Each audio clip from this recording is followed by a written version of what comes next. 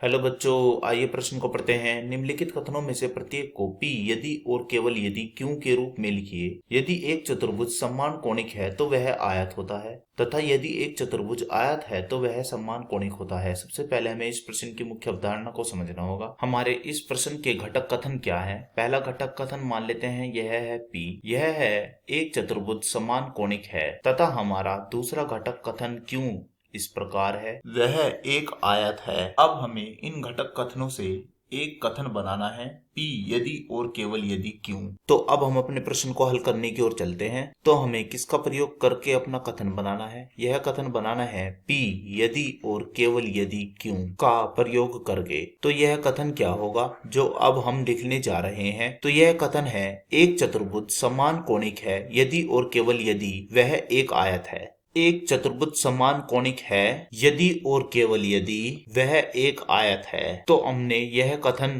P यदि और केवल यदि क्यों के रूप में ज्ञात कर लिया है। आशा करता हूं यह प्रश्न आपको समझ में आया होगा। धन्यवाद।